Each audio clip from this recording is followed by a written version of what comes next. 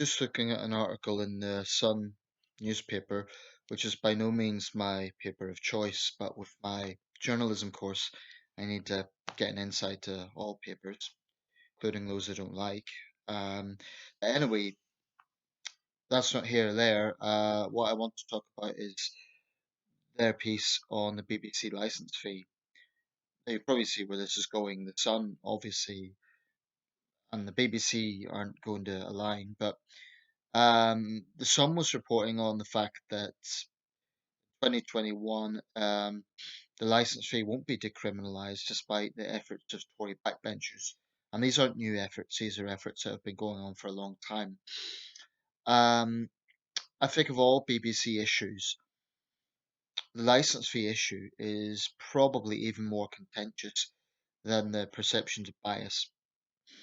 The new Director General, Tim Davie, has made a conscientious effort to tackle the bias issue by saying that BBC presenters shouldn't pontificate on their political views whilst under the um, under the logo of the BBC, i.e., if they are in their capacity as a BBC employee, they shouldn't pontificate their political views.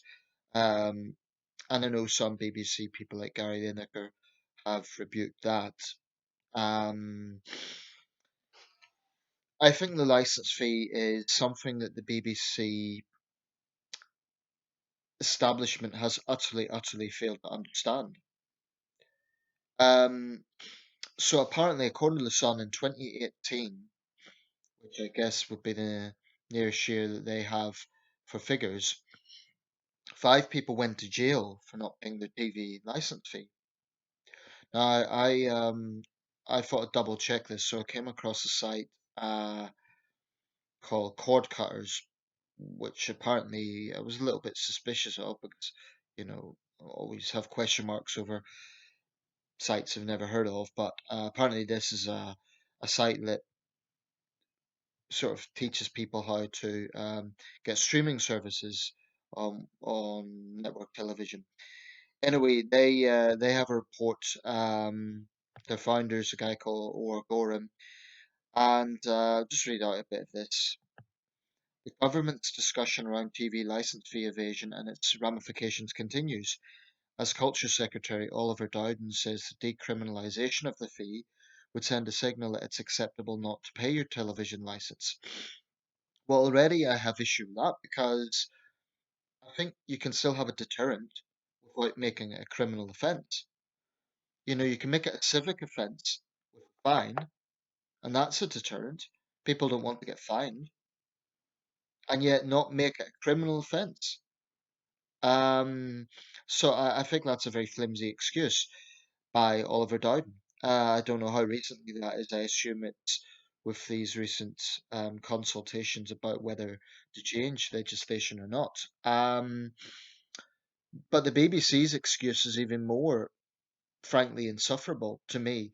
They say that without criminalising this, they would have a mass of people not paying the TV license fee and they would have lost contributions.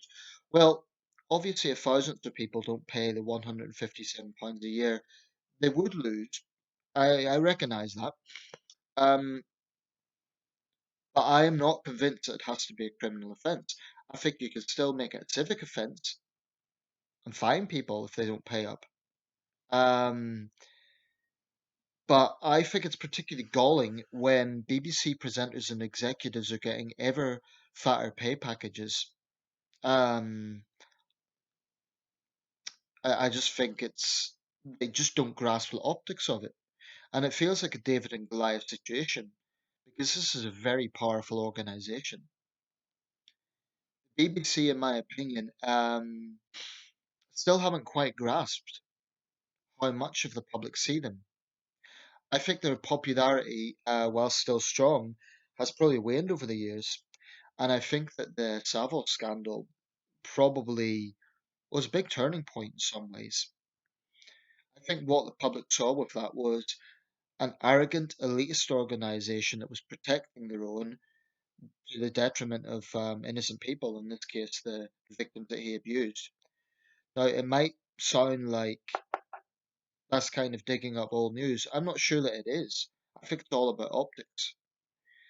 And there's been a string of things that don't cast the BBC in a particularly good light. Cancelling the free license for over 75s, that's bad optics.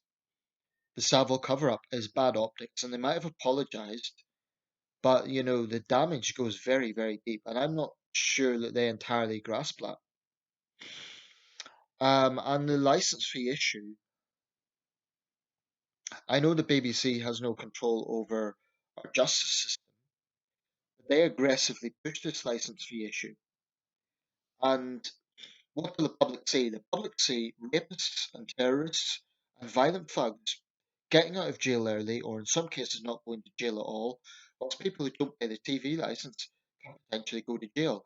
Now, a lot more people get fined.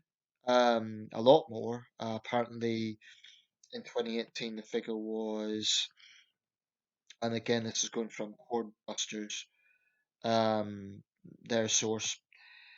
In 2018, 129,446 people were prosecuted for not having a license, and 5 people were sent to prison.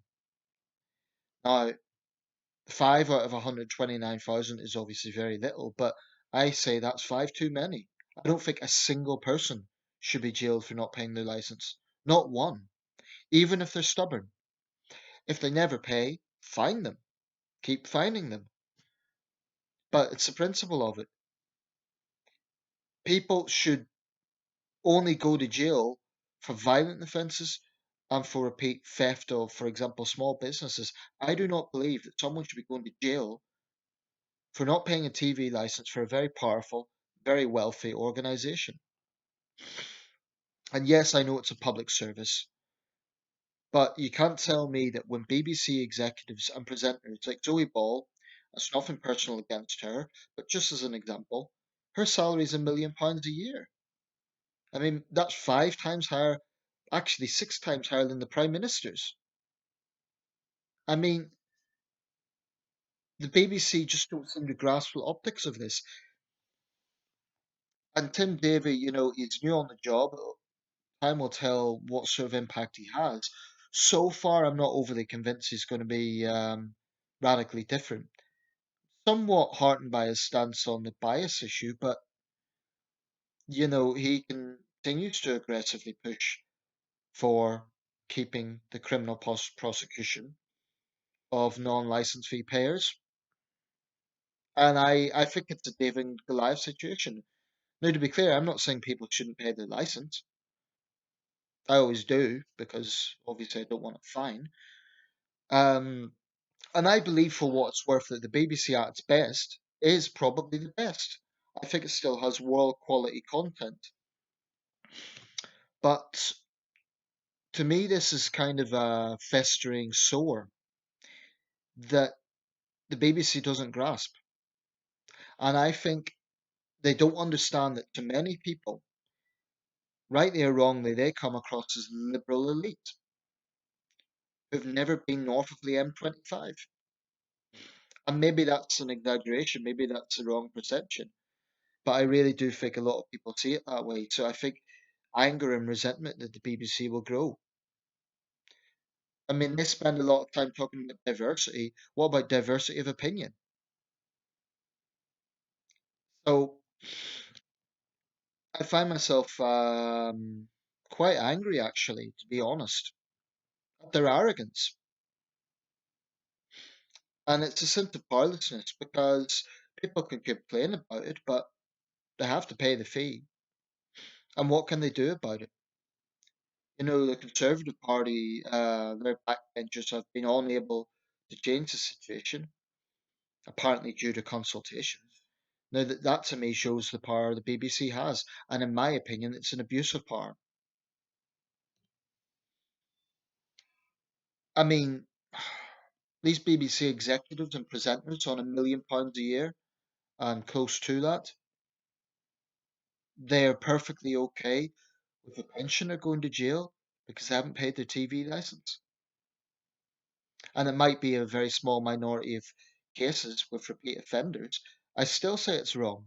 I say if someone hasn't paid the license, for years in a row. It's still wrong. Jail should be for violent offenders. Um, and I'm a conservative on crime, but I think should be for real criminals. I don't think that not paying a TV license should be in the same category as rapists and murderers and violent thugs. It's extremely bad optics, and the BBC, in their arrogance, can't seem to grasp it.